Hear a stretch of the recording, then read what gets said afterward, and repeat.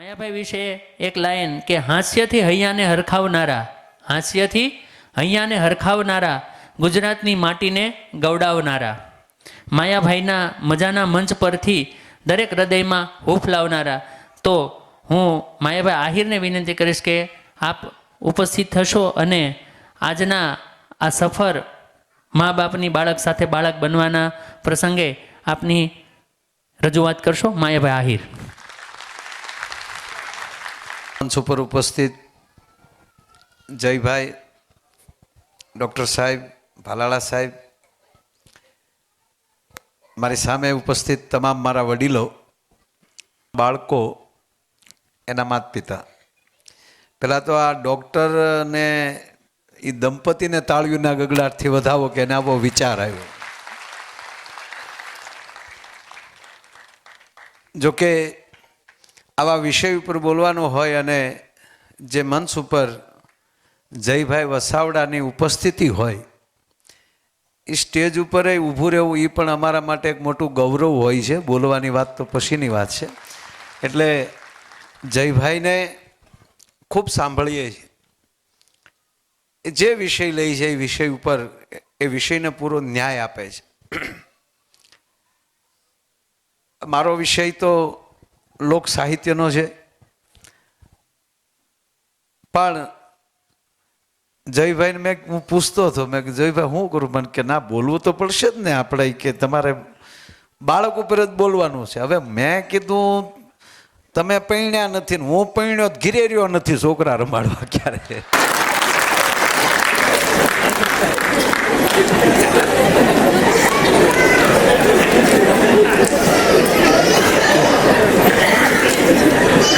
હવે આપણે આ વાત કરવી મારે કે એટલે જયભાઈએ જે વિડીયો મૂક્યો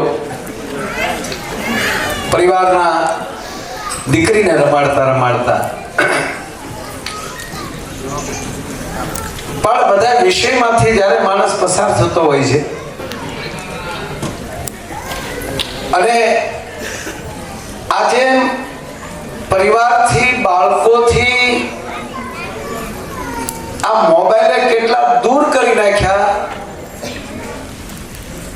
અને આપણે આવો સેમિનાર કરવો પડે. જશોદા ન કહેવું પડે કાનાને કેમ રખાય.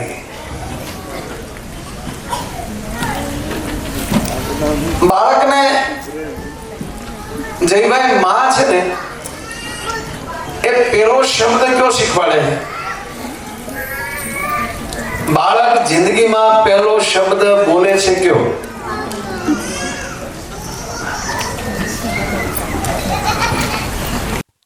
બધાને ખબર છે. ગમે એવડું બાળક હોય જયભાઈ, એને ઘોડિયામાં નાખવાનું, કારણ કે ઘોડિયાથી શરૂઆત થાય. કારણ કે બાળક માના ઉદરમાં એ જ રીતે ખોયા રીતે રહ્યું હોય અને લગભગ બાળક રાતે જાગતું હોય. એવું 3-4 મહિના એને રાતે સુવાની ટેવ 3-4 મહિના લાગે. લગભગ બધા ખોટો નથી ને ભાઈ?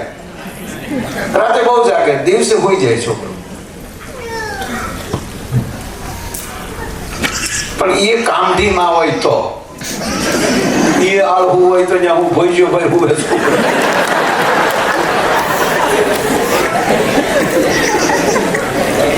કારણ કે દિવસે ઉદરમાં જયારે બાળક છે ત્યારે દિવસે કામ કરતી હોય ત્યારે હલન ચલનમાં એ બાળકને ખોયા જેવું લાગતું હોય, એટલે દિવસે સૂઈ રહેતું હોય છે. અને એ જ માં જયારે રાતે સૂતી હોય ત્યારે સ્થિર થાય ત્યારે પેટમાં રહેલું બાળક, એ 7 મહિનાનું 8 મહિનાનું બાળક જેમ થાય એમ એની અંદર હલન ચલન એની ગતિ વધી જતી હોય છે. અને એ જ ટેવ જન્મ પછી એને કાયમ રહેતી હોય છે. એક બાળકના બાપ તરીકે મને અનુભવવાનું એ વાત કરું છું. ત્રીજી વાત, એટલે એને પહેલું વહેલું આપણે ઘોડિયામાં નાખીએ છીએ અને ઘોડિયામાં નાખીને એને પેલો શબ્દ માં આપે છે, એનું નામ છે હા. હા ઉપરલી શબ્દ આવ્યો હાલરડું. હા હા હા, એટલે ઓલું પીડ્યું કહેતું એક હા હા હા. ત્યારે એને ખબર નથી કે મારી માં કોણ છે, એ કેવલ શબ્દ અને ગંધથી ઓળખે છે. આ એક આ વાતને તો સ્વીકારો ન સ્વીકારો મને ખબર નહીં, પણ 110% વાત છે. પહેલું વહેલું માં એને શીખવાડે છે તો એ પેલો હા શબ્દ શીખવાડે છે. તો મને એવું લાગે છે જયભાઈ કે કદાચ માં એમ કહેતી છે કે દીકરા જગતના ચોકમાં જાને તો હું તને પહેલો બોધ આપું છું, હકારાત્મક રહે છે. હા હા બાપા હા. ક્યાંય તું નકારાત્મક ન થતો, મારો દીકરો છો તું ક્યાંય નકારાત્મક ન રહેતો, તું હકારાત્મક બનજે. એ હા હા કરતો પછી એને હાલરડાના શબ્દો આપે માં. અને દરેક સમાજના હાલરડા અલગ હતા. આજે હાલરડા માં ભૂલી ગયું છે. ઘરના પસવાડેલી નીકળો ને હાલરડું સાંભળી જાઓ તો ખબર પડી જતી કયા સમાજનું ઘર છે. પણ પછી આવ્યું હલુ લુલુ હાલ્યો તારો બાપ ટાલ્યો. દીકરીઓના હાલરડા, દીકરાના હાલરડા. અને કલાકાર તરીકે જયભાઈ કહું કે જિંદગી ગીતથી જ ચાલુ થાય છે. જિંદગી જ ગીત છે. હાલરડાથી ચાલુ થાય ને હાય હાય પૂરું થાય. જિંદગી હાય હાય હાય મરસ્યો એ પણ ગીત છે.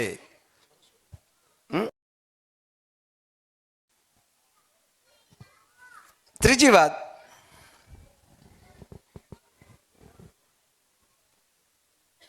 કે આપણે વધારે શું કરીએ ખબર? અત્યારની તો વાત જ જવા દો. અત્યારે માવુને હાવ ફ્રી રહેવું છે ને તો એક મોબાઈલ એને પકડાવી દે, બોલું બેઠું બેઠું.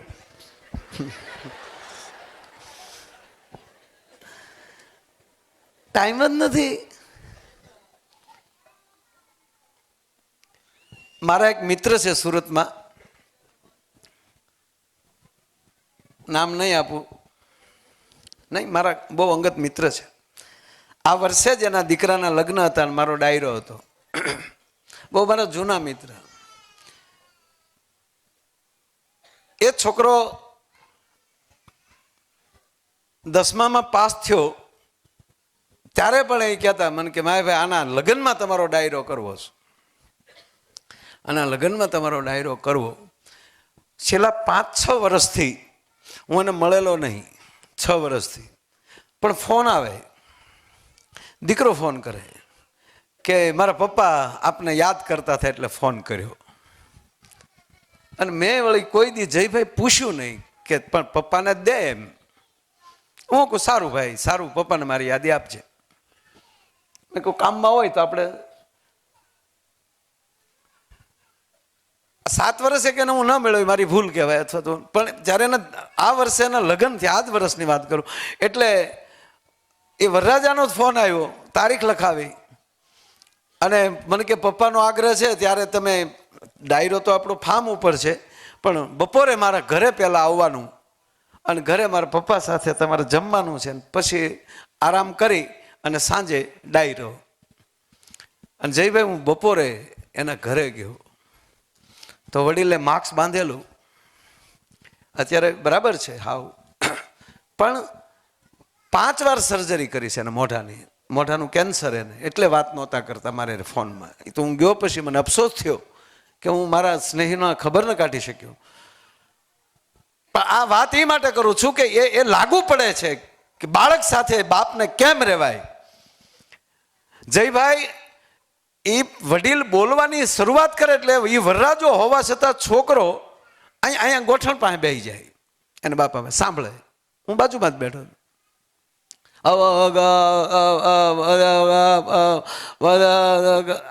કારણ કે બીમારીને હિસાબે આ અવાજ રહ્યો. આ નરું સત્ય કહું.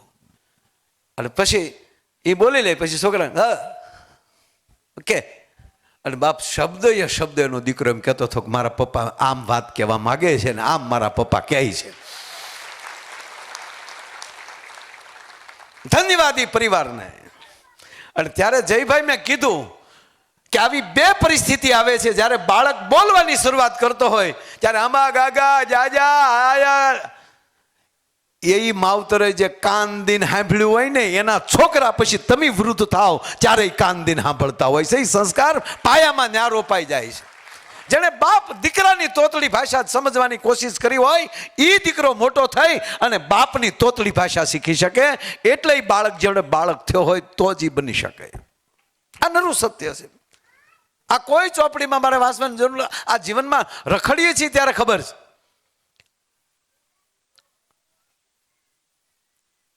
બાળકોની પાસે, મારી દીકરીને પણ એક દીકરો છે અને મારા દીકરાને એક દીકરીને દીકરો બે છે. દીકરીનો દીકરો છે એ 4 વર્ષનો થયો છે. મારી દીકરાની દીકરી એ પણ 4 વર્ષની થઈ છે, ના મંદાકીની છે. ભરતનો દીકરો જે નાનો છે એ અત્યારે 20 કે 21 મહિનાનો થયો છે. એનું નામ હરદેવ છે. અને દીકરીના દીકરાનું નામ એ 4 વર્ષનો, એનું નામ રાજવર્ધન છે. યુટ્યુબમાં બધા નામ નાખજો, એનો કાંઈક ને કાંઈક એક વિડીયો છે આ ઉંમરે. અને એમાંય જે રાજવર્ધનનું તો જે ગીત આલ્યું છે, હા, મારી દીકરીએ બે જે એને કાન બનાવ્યો છે, દીકરી જશોદા બની છે. તો કહેવાનો અર્થ આ કાંઈ મારી જાહેરાતની વાત નથી કરતો, પણ એની હારે તમે એની જેવા જ્યારે થઈ જાઓ અને એને સાંભળવા મળો. હમણાં જ બેને ગર્ભ સંસ્કારની વાત કરી. 5 મહિનાનો ગર્ભ થાય પછી ભાષા લેવા મળતો હોય છે બાળક. ભાઈ આપણી ઘરે સીધો ગુજરાતી શું કામ બોલે છે? કારણ કે એ પેટમાં હતો ત્યારથી એ ગુજરાતી ભાષા આપણા પરિવારની ભાષા સમજે છે. એટલે આપણા 16 સંસ્કાર છે. મનુભાઈ, એક જ માણસમાં 4 વરણ હોવો જોઈએ. એક જ માણસમાં 4 વર્ણ, જેને આપણે જ્ઞાતિમાં નાખી દીધી. જે વર્ણ છે એને આપણે જ્ઞાતિમાં વહેંચણી કરી નાખી. આવું મારું માનવું છે, હું ખોટો હોઈ શકું. કોઈએ ફરજિયાત આ નહીં લઈ લેવાનું, નહીંતર પાછા વેડિયા આવશે, માફી માગો આવું બોલ્યા કેમ. શું માવું એ સંસ્કાર આપ્યા છે અમુક છોકરાઓને, એ મારા દીકરા અમને સાંભળે જ છે એ તે, પણ હું કામ ત્યાંથી ટુકડો નીકળે એમ છે તો સાંભળીએ તો સકાવે લાગે. આવે આવી પ્રોડક્ટ ઘણી આવી છે.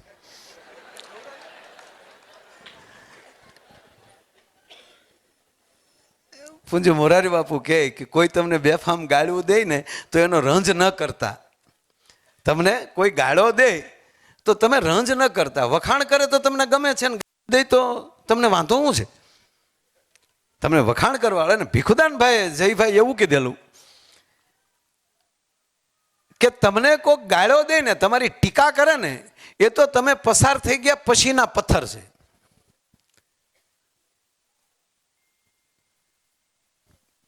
તમને કોઈ પાછળથી એમ કે હવે ઓળખીએ અમે આમ ને, એ તો તમે પસાર થઈ ગયા પછીના પાણા છે. પણ વખાણ કરે ને એ તો હામા પાણા છે. એટલે પૂજ્ય બાપુ એમ કે કોઈ તમારા વખાણ કરે તમને ગમે છે, તો કોઈ ગાળો દે તમને ગમતું નથી. એ ગાળો નથી દેતો, એની અંદર રેલો એનો પરિચય તમને આપે છે કે મારી અંદર આવું પડ્યું છે, હું આવો છું. એમાં એ એવો છે, એમાં તમને શું કામ વાંધો છો? એટલે વાત આવી કે આપણા જે 4 જે વરણ છે, બ્રાહ્મણ,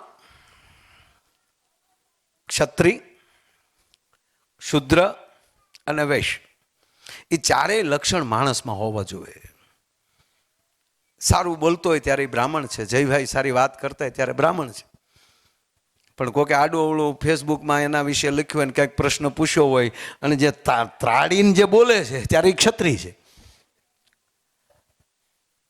સારી વ્યવહારિક વાત કરતા હોય ત્યારે એ વૈશ્ય છે. અને કોકના માટે કાંઈક કામ કરજો આવી સેવકાઈની વાત કરે છે ત્યારે સેવક છે. એ એક જ વ્યક્તિમાં 4 લખણ, 4 વરણ, 4 વર્ણના એક વર્ણના 4 લક્ષણ છે એના 4. કે ક્ષત્રિયના લક્ષણ કેવા હોવા જોઈએ, બ્રાહ્મણના લક્ષણ કેવા હોય, એ 4 એટલે 100 કે 16, એ 16 સંસ્કાર. અને એમાં 2 લક્ષણ, હકારાત્મક કાર્ય થવું, નકારાત્મક કાર્ય થવું. એટલે 16 દુ 32, એ 32 લક્ષણો દીકરો ત્યારે બને જ્યારે તમે એને સંપૂર્ણ આ વાત કરો ત્યારે એ પૂરેપૂરો 32 લક્ષણો બને. હમણાં અમે સાંસદમાં ગયા તો એક ધારાસભ્યએ સાલું ઓલે ટીખળ કરી, કલાકારો મોટા કલાકારોને જોવા આવ્યા. આ તમને હસવું આવ્યું પણ મને ગમ્યું નહીં. અંદરથી ચિઠ્ઠી પણ આવી કે આનો તમે જવાબ આપો. એટલે મેં ચિઠ્ઠી પાછી મોકલી કે તમે જવાબ આપો ને, અમે ક્યાં ના સભ્ય છીએ, તમે ધારા લઈને બેઠા છો, એના સભ્યો તમે છો, તમે જવાબ આપો. પણ પછી પૂરું થયું ને શંકરભાઈ ચૌધરી, સીએમ સાહેબ અને પાછા બધા બેઠા જમ્યા સાથે. અને ત્યારે ભીખુદાનભાઈનું કહેવાનું હતું કાંઈક કહેવું જોવે. એટલે ત્યારે મેં કીધું કે એક ધારા એક ન બની શકે માનની શંકરભાઈ, એક કાયદો ન બની શકે કે અમુક શબ્દોનો ઉપયોગ કરે એની માથે આવી કલમ લાગવી જોઈએ. અમુક સમાજને તમે અમુક શબ્દ બોલો તો કલમ લાગે,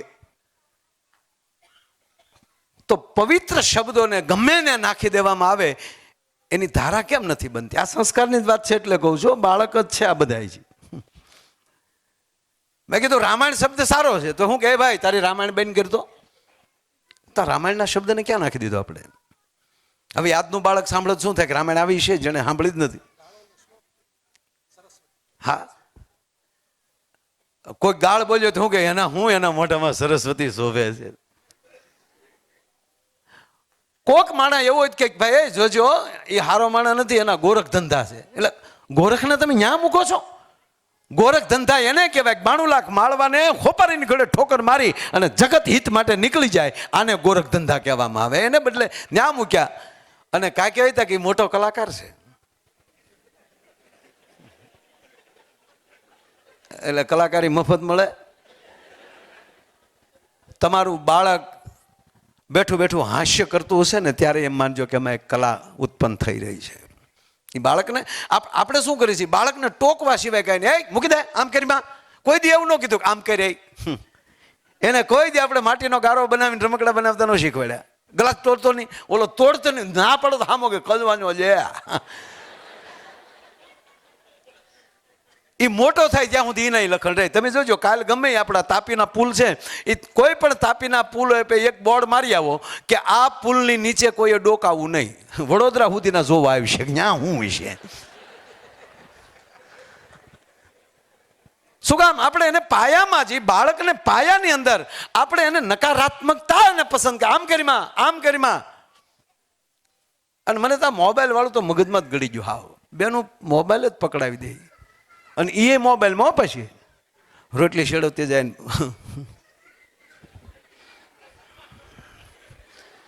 એક જણો હમણાં મોબાઈલમાં આમ કરતો કરતો એ 8મા માળે રહેતો હતો.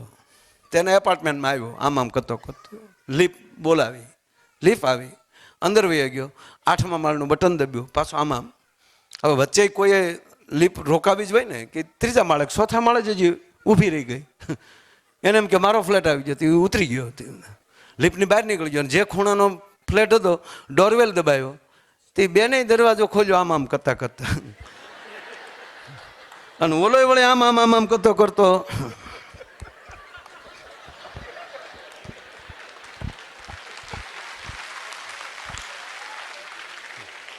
તા ઓલા બેને તે આમ પાણી લઈને આવ્યા.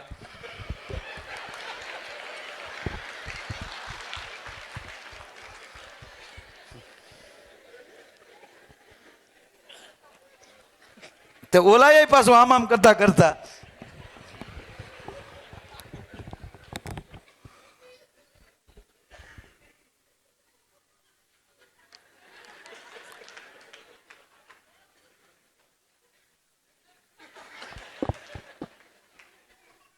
હવે એ તો 8મા માળે રહેતો હતો, આ હતો 4થા માળે. તે 4થા માળનો ગરધણી આવ્યો, એ આવ્યો આમ કરતો કરતો. તે એણે ઓલા ભાઈને જોયા સીધા, તે ઓલા ભાઈને કે સોરી એને એમ કે હું બીજા ઘરમાં આવી ગયો. આ મોબાઈલે મારી નાખ્યા. હાવ તમે શું કરો યાર આમાં? તમે આમાં સંસ્કારની ક્યાં વાત કરો છો યાર?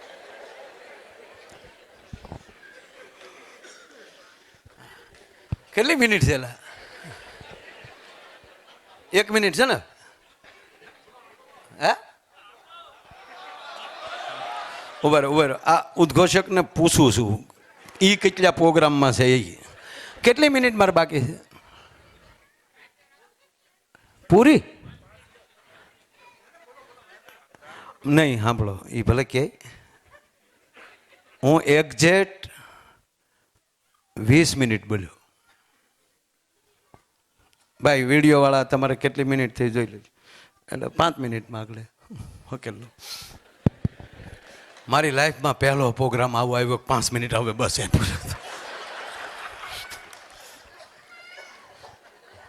એટલે ડૉક્ટરને તાળીઓથી વધાવો નકર માણસો તોડવી જ નાખે છે છેલ્લી 5 મિનિટની વાત કહી ઓય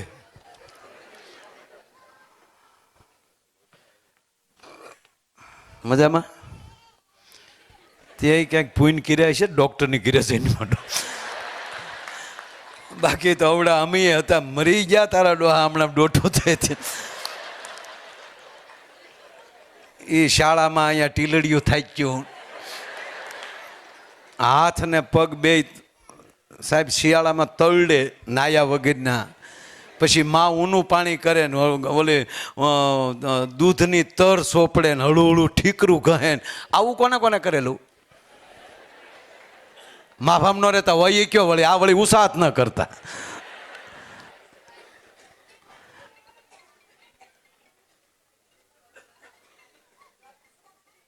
વાહ વાહ આ ફાટલા પેન્ટ શર્ટની ફેશન આવી ને તો મને હવે હૈયા આવે કારણ કે હાશવી રાખ્યા હોત તો અત્યારે કામે લાગી જાત મરી ગયા થીંગડા મારી મારીને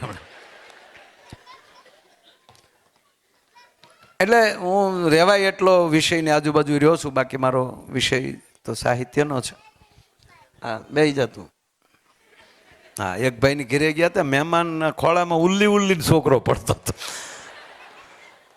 પછી ગયેલી મહેમાન આવ્યા નાકમાલી ઝીરોના લેમ્પ થાય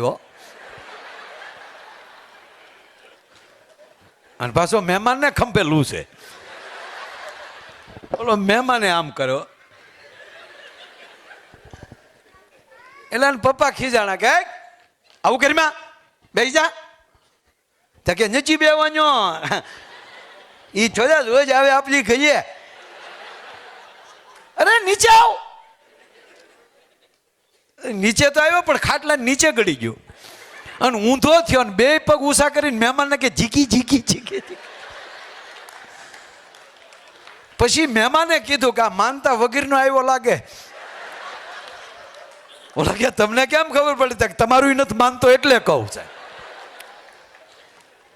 ટૂંકમાં બાળક છે એ આવું ખીલતું હોવું જોઈએ રમતું હોવું જોઈએ એને કોઈ ભય ન હોવો જોઈએ એને જે દિશામાં ખીલે એ રીતે દિશાએ ખીલવા દેવું જોઈએ છેલ્લી 2 મિનિટની વાત મારે કહેવી છે બેને જે ગર્ભ સંસ્કારની વાત જે હમણાં કરી એ પ્રથમ 16 સંસ્કાર છે એમાં પ્રથમ સંસ્કાર ગર્ભ સંસ્કાર છે 16 સંસ્કાર આપણને નથી મળવાના બધાયને આપણને દાખલા તરીકે યજ્ઞોપવિત સંસ્કાર નથી મળવાના અંતિમ સંસ્કાર બધાને મળે છે પણ બધાને અગ્નિ સંસ્કાર નહીં મળે સાધુ સંતોમાં એ સમાધિ હોય પણ ગર્ભ સંસ્કાર તો હોય 100% મળે છે ને બધાને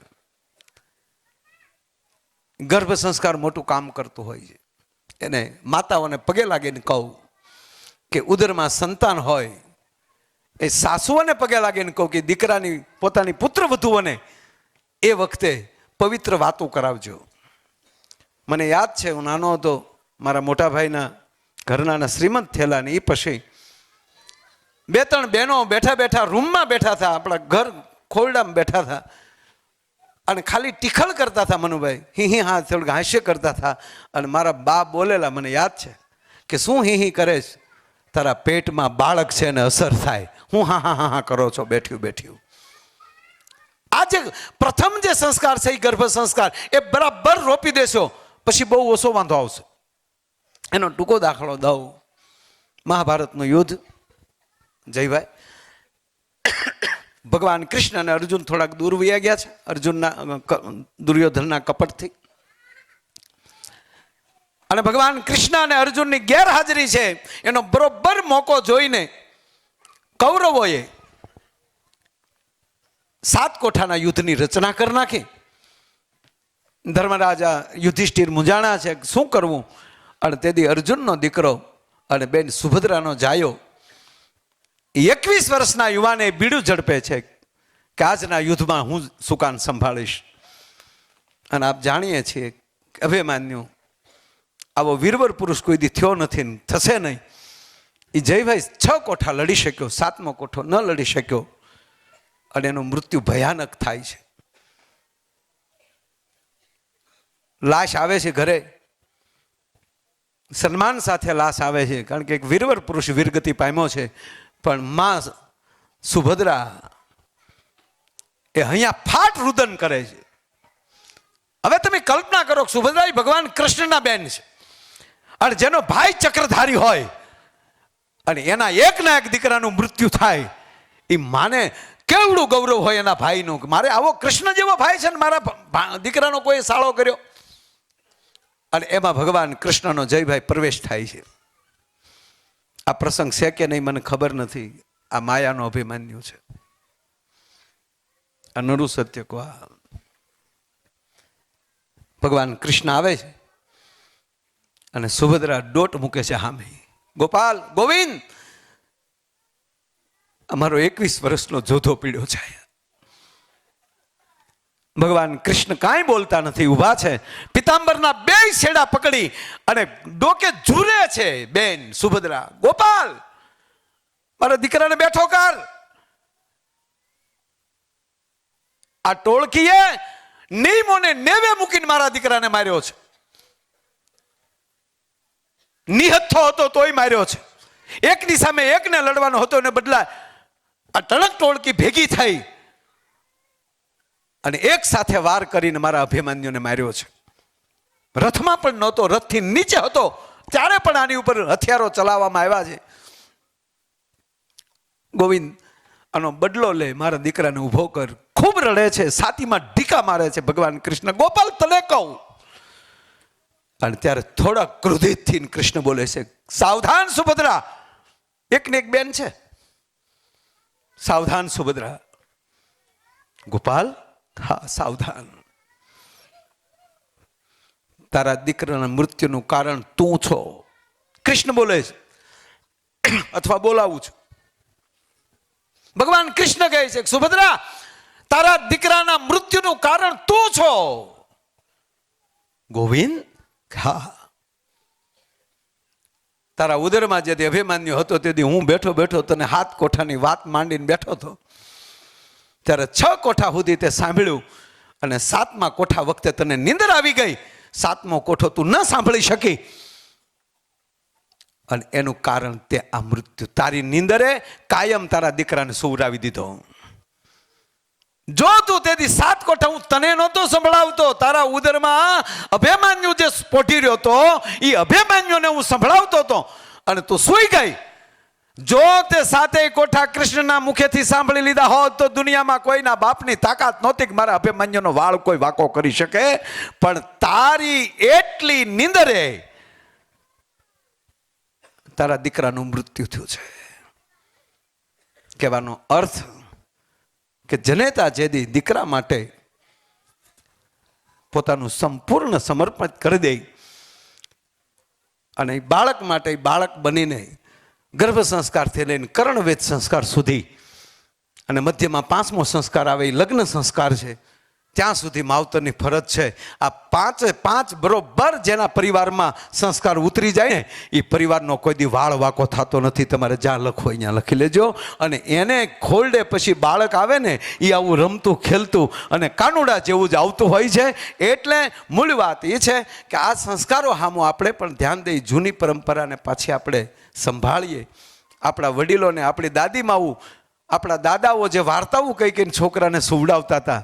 દાદા એક વાર્તા કહો ને, મને ઊંઘ નથી આવતી, હાલ બેટા તને વાર્તા કહું. એ વાર્તાઓને પાછી ગોતવી પડશે. અને બાળકો પાસે છે ને મોટી મોટી વાતો કરવાની. છેલ્લી વાત, બાળકો પાસે મોટી મોટી વાતો કરવાની. હું કામ? એ મોટી વાતમાં નાનું બાળક આવી શકે. એટલે આપણી બાળ વાર્તાઓ કેવી, એક મોટો મગરમચ્છ હતો. હું કામ? ઓલો અંદર આવી શકે મોટું નગર જ હોય તો શું કે મોટું નગર. બાળક સાથે મોટી વાતો કરો, આવા વડીલો આવા મોટાઓ પાસે ઝીણી વાત કરો, જેથી કરીને મોટાની અંદર ઝીણી વાત પ્રવેશ કરી શકે. અસ્તુ, જય શ્રી રામ.